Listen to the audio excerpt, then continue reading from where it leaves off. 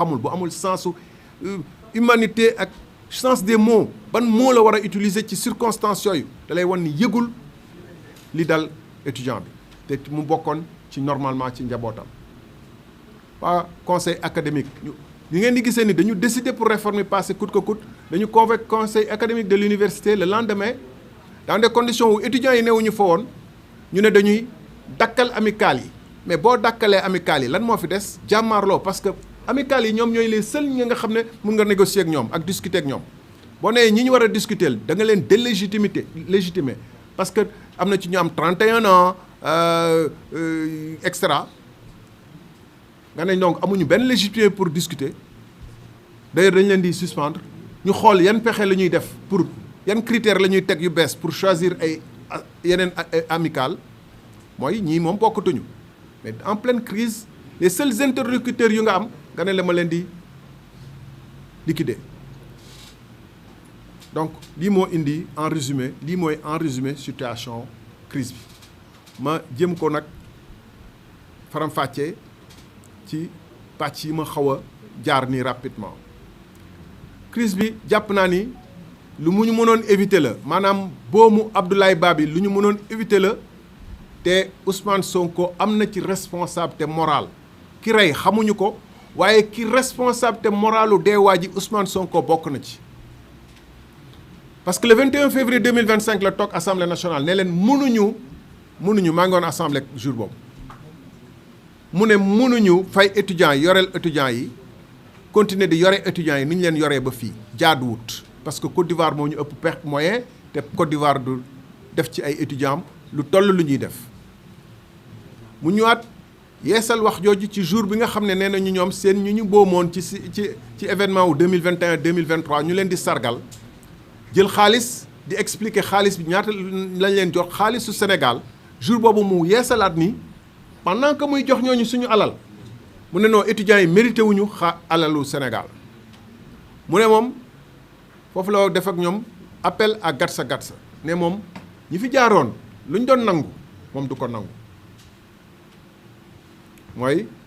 wax na étudiants yi amu leen droit bourse duñ leen jox bourse te faale wuñ leen te lu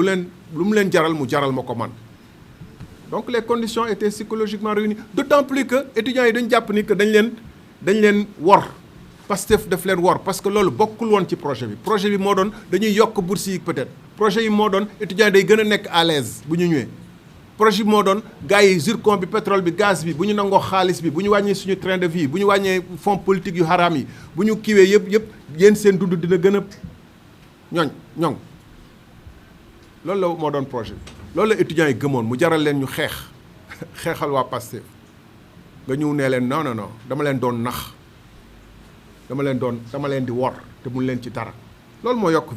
crispation ak cristallisation position bi ak violence su position yi li ci teg mooy bu ngeen bàyyee force de défense et de sécurité pendant des jours et des jours à l'université le 9 décembre man dama fa romb ay jours avant di dem assemblée di ñëwaat di xool gis violence affrontement yi dañu recevoir étudiants yi le 8 le 9 ñu bind tweet nii bu lii dàkkul lu ne mun na fi xew 9 décembre ay opposants sama tweet mun ngeen ko dem seeti nii j'ai reçu les étudiants je leur ai demandé de recourir à des formes moins violentes de lutte nañu bu ñu nangu jàmmaarloog gars yi frontalement parce que ñoom ñoo ci nar a ñàkk mais tamit force de défense et de sécurité yi nañ def attention ni ñuy intervenir et que bu lii dàkkul dina am problème le 10 ministre de l'intérieur ñëw assemblée nationale pour ñu voter budget bi ma ne ko gars yaa ngi tiré à balle blanc mun ngeen dem seeti image yi gars yaa ngi tiré à balle blanc ci étudiants yi mu weddi ne ñoom zéro bavure waaw kooku bu bavure amee ba am ku ci dee am ñuy cëppeelu am seen ñoo xam ne seen bët dafa tuur warul démissionner lan lay taxaw di lay ba di wut ay nii ay mat leen ñoo nekk ci ginnaaw ak ñoom Thierno Sall ak ñoom Bougane ak ñoom Barthélemy ñoom ñoo nekk ci ginnaaw bëgg a jël affaire bi këpp ko feneen Sénégalais yëpp xam ne lii ay sosi kese la pour la première fois je vais utiliser le mot publiquement parce que daaw ma ko utiliser mais nag ku bu xamul buur saay na ñu leen buur dee na que ay feni kese la ñu bëgg ko teg ci ay nit parce que simplement loolu moo leen arrangé par lâcheté parce que mënu leen assumer seen responsabilité ci li ngeen déclenché ñaata yoon lañ dégg Ousmane Sonko comme le 9 comme je dis le 7 février à Guinguinéo dégg nañ ko le 7 décembre 2025 ci journée martyrs yi ñaata yoon la wax ni que man je suis prêt à faire face boo ko waxee ay nit ñoom it ñu prêt à faire face bu amee problème pourquoi ngay dem di seeti ay troisième larron le premier larron mooy yow ou bien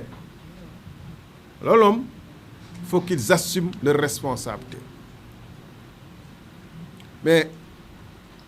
le pauvre Ousmane Sonko et le pauvre président Diomaye ils sont dans une situation boo xam ne 2 ans après l'alternance gis nañu que le pays dans une impasse totale par leur faute exclusivement tey jii nii Sénégal musul toll ci ay diggante yu mel nii bu ngeen xoolee ñu ngi waxu homosexuels yi bu ngeen xoolee ñu ngi wax affaire Azer bi bu ngeen xoolee béykat yaa ngi ci ay seen gerte demul fenn pratiquement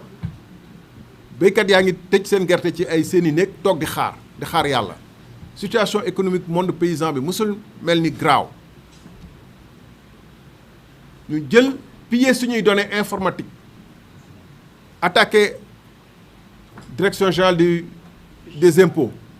attaqué DAF mu mel ni Sénégal c'est une souris boo xam ne ku ñëw rek def lu la neex dem ils sont dans une situation apocalyptique donc il faut chercher des boucs émissaires pour ñu war a wut ay bouc émissaire bu ñu këpp mbir mi ne ñii ñoo waral situation bi ba moo tax ñu génn taxaw def seen conférence de presse au lendemain de la mort de Abdoulaye Ba di wax ni que ay responsables politiques ñoo nekk ci ginnaaw alors que li déclenché situation bi seen incompétence seen ñàkk xam seen ñàkk mën seen ñàkk xam fu ñuy jëm président Sonko waroon na xam premier ministre Sonko waroon na xam ni que bu continué wul comme ni ñu ko waxee ci suñu surtout 9 décembre bi bu bàyyi bu lii dàkkul image yu ñuy gis université gars yi di daaneel moto yi di dugg ci néeg yi étudiants yi tamit di riposter par des briques par tout ce qui est à leur portée ce qui fait que policiers yi eux aussi ils sont dans une mode panique dañu paniquer bu ñaar ñett duggee dañuy jéem a def le maximum de violence pour gaaw génn bala ñu fay isolé wu comme li xewoon Colobane à l'époque là ci événement wu 2011 2012 yi ba benn gendarme xaw ma benn policier ñàkk ci bakkanam yooyu la ñuy tiit ñoom ils ont peur hein parce que c'est une faible minorité face à un nombre beaucoup plus important boo ci muccee donc c'est en mode de panique qu'ils interviennent les policiers quoi qu'on puisse dire donc dérapage day facile bu fekkente ni ci environnement boobu day durer responsabilité dérapage yooyu responsabilité problème yooyu quel que soit ku ñu wax ni moom moo boom Abdoulaye Ba responsable ultime c'est le gouvernement qui a laissé cette situation délétère comme Gaza comme Intifada durer au Sénégal pendant 2 mois après avoir décidé le 2 février ba ñu dajeek étudiants yi ci benn hôtel de Dakar ni désormais on va appliquer notre réforme telle qu'on l'entend loolu moo waral situation bi soxlul benn opposant il y avait aucun opposant derrière tous les événements qui sont passés à l'université qui sont suivis de morts d'hommes depuis 1960 ak toutes les alternances il y a eu des situations comme ça voilà je crois que on a dit wax nañu essentiel bi li ñu ci yokk mooy bu situation yu mel nii amee ni ñuy séntu ci yeneen kilifa yi maanaam conseil de l'université conseil académique université xale baa ngi dee le 9 gars yi def conférence de presse le 10 yéen le 11 ngeen réunir ana conseil académique université depuis décembre ñun ñu taxaw assemblée di wax alors que ñoom ñoo ñu gën a xam situation bi ñun en tant que député c'était notre rôle mais ñoom tamit c'était leur rôle d'évaluer la situation et de préconiser des mesures ana ñu nekkoon ñu réunir le 11 après la mort du jeune Abdoulaye Ba sans les étudiants pour jël ay mesures yoo xam ne dafa bokk ci plan bi nga xam ne gouvernement bi daf ko tëral pour jàmmaarloog étudiants yi daal leen salfaañee ñoom ñëpp pour mbir mi dàkk mooy dañuy suspendre amicale teg yeneen pexe yu bees ci beneen poñ bi dañu ne dañuy teg yeneen pexe pour jàngaat naka la ñuy taxawalaatee naka la ñuy yeesalaatee amicale yi mooy donc yéen dañ leen di effacer indi yeneen yu bees waaw boo effacer ñi nga xam ne moom la étudiants yi tànn pour ñu représenter leen kan ngay waxtaanal koo fi teg ci diggante bi du am légitimité pour waxtaan te bu ngeen nee ñi ngi war a waxtaan ak étudiants yi ñu nekk ci crise ñu war a waxtaan pour génn ci bu ngeen amee tuuti xel xam ngeen ni crise bi waxtaan moo ñu ciy génne ñi ngeen war a waxtaanal bu ngeen nee ñooñee dañ leen di effacer mais kan ngeen di waxtaanal da ngeen bëgg xeex bi na continuer wala nag boy yi nañu jébbalu loolu tax boy yi ils ont trouvé d'autres formes de lutte di wàcc ci lycée yi di wàcc ci yeneen villes yi état encore une fois comme ni ñu ko waxee woon 9 décembre ñun amuñu benn intérêt ci Sénégal tàkk Sonko peut-être moo doon utiliser méthode de lutte yooyu bu dee ni moom la fo peut-être moom loolu mooy mentalité ak culture moo tax mu xalaat ko mais ñun amuñu intention na Sénégal tàkk saa yu ñu rencontré étudiants yi dañ leen wax def leen ndànk dal leen parce que dañu jàpp suñuy doom lañu suñuy rakk lañu war nañu mën a wax ak ñoom li ñu doon wax suñu njabootu bopp parce que suñu njaboot ci lañ bokk réew mi tamit mënuñu bokk ci ñu koy taal mënuñu bokk ci ñu koy yëngal dañ leen di wax loo xam ne loolu nag du question wu et foofu mooy erreur fondamentale de Sonko du question wu ñàkk fit du question wu loolu la ñu jàpp ni mooy dëgg ñun yàgg nañu manifester personnellement xam na lu ñuy dal jàpp nañ ñu man kenn du ma gis may daw devant policiers yi comme ñenn ñi moom bu ma xamee ni policier awma beneen choix damay taxaw ñu jël ma la dernière fois ba ñuy fanaan policier ñun ak ñoom Thierno Bocoum ak ñoom Déthié Fall que je salue tous au passage Oumar Sarr ci ay manifestation la dawuñu du ñu daw donc soxlawul ngay tëkku nit ñi di wax sénégalais alors que gis nañ la fii manifestation yi wax tout le temps ni gars yi nangam sàngam esprit wu xeex boobu esprit gatsa boobu moom moo indi lii le 9 le 8 ma xool date yi le 7 février à Guinguinéo fa taxaw jàkkaarloo def lien entre ASER ak université ne ay opposants ñu ngi ci derrière étudiants yi maa ngi ñëw seen kaw laa ne gars yi ñun lay waxal ba mu defee link entre ASER bi ak opposants yu nekk université gars yi la dama ci woo ñu bëri ne leen préparer leen ci ñun la ñëw mais dinañu fekk moo tax tey ñu ñëw conférence de presse ne ko nous sommes là et nous serons là. J'ai appelé quelques-uns d'autres proches ak yooyu ne leen waa ji ñun lay jéem a fexeel mais amul dara contre nous dara te duñu mën a tere wax parce que ASER bi moo leen dérangé te dinañ ci wax ba xaalis bi feeñ xam nañu ñun ñan ñoo jël xaalis bi ñoom xam nañu ñu jël xaalis bi te xam nañu duñu noppi 37 milliards ngeen bëgg ko mu bëgg a disparaître ngeen ne benn espagnol jël te ngeen bàyyi espagnol mi mu dem sama sàcc ngi nii dem mu ngi dem moom la mais kii mooy suma sàcc wala moo yóbbu sama xaalis même bu ko sàccagul mais du ma ko wax dara du ma ko def dara fan ngeen ko mës a gisee pourquoi ça veut dire am na lu xew am déet non laajuma leen yéen de ñiy seetaan du yéen mais ñiy seetaan ñëpp xam nañu loolu dafa leer ñuy déglu ak seetaan yëpp xam nañu loolu moo nekk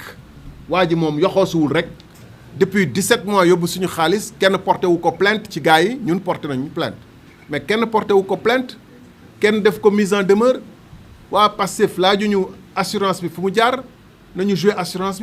Sonac bi kon assurance bi ngeen joxoon garantie bi ngeen joxoon nañu delloo suñu xaalis waxu leen dara 25 villages au 7 décembre ngeen ci mën a 7 décembre 19 décembre bi weesu 25 villages ngeen ci mën a pointé ci 37 milliards ba pare ngeen di ni au lieu ngeen répondre ci loolu ngeen di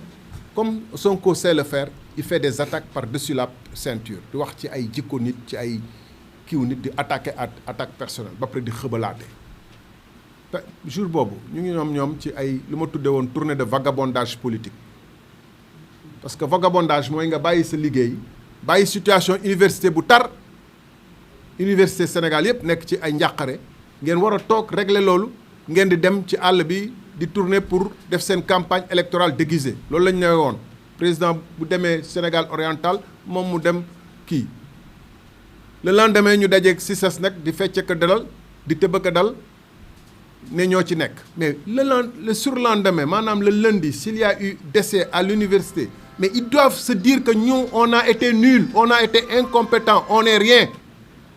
Ils doivent assumer qu'ils ont été nuls. Ils doivent assumer qu'ils ont été incompétents.